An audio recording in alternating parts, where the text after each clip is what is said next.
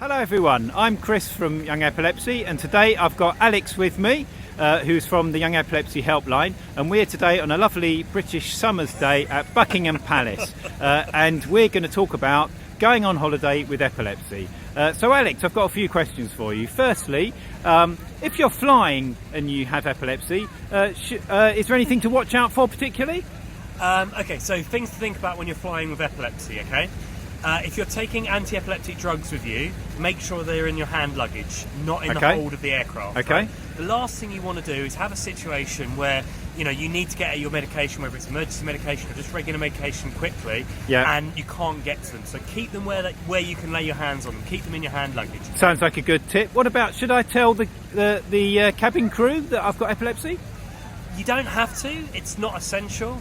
But just think about it, if you're having a lot of seizures regularly, or you've been having a lot of seizures recently, maybe just let them know, just in case you do have a seizure while you're on the flight, just because they're prepared for it, they might be able to offer you better help and support than they otherwise would. So just think about it. You don't have to, but maybe it's a good idea to do so. Okay, and a lot of people say you get dehydrated on planes. Is that true?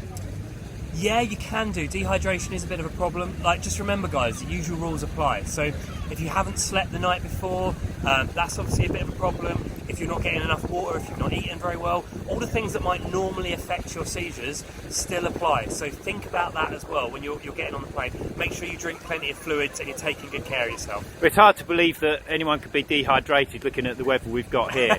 But what about medication, taking that on planes? Anything you should look out for? Okay, so top things with medication on planes. One, if you're taking fluids over 100 millilitres, you will need to get that pre-approved by security. So talk to the airline, get some advice on that before you go.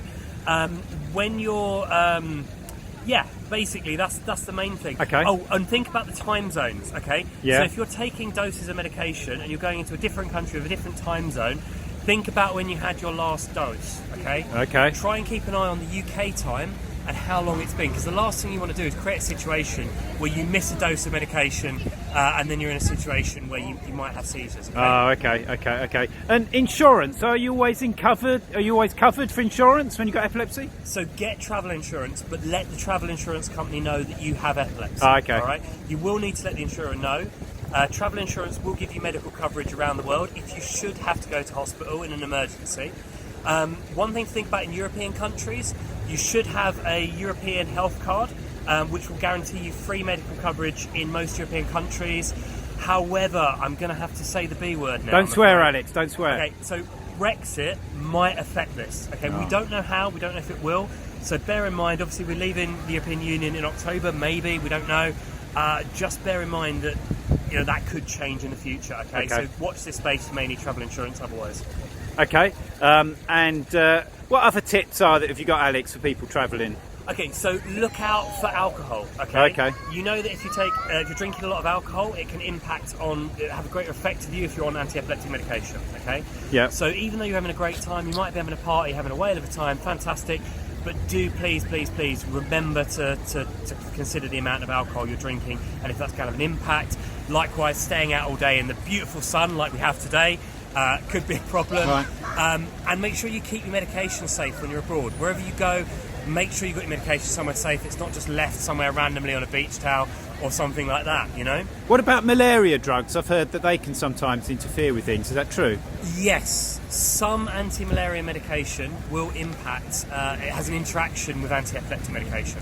So if you're going to a country where you need to take anti-malaria tablets, talk to your doctor first before you go and get some good medical advice. Sounds good advice. What about VNS? Supposing I had a VNS, what should I look out for there? So if you're someone who has a VNS, bear in mind that as you go through security, it might come up on the metal scanner or body scanner sort of thing. Just tell the security it's a medical device. If you're in doubt or you're worried about that, think about getting a letter from your GP, again, just explaining what it is. And another thing that might be useful, and this is not just with VNS, but with epilepsy more generally, get a doctor's letter to explain your condition.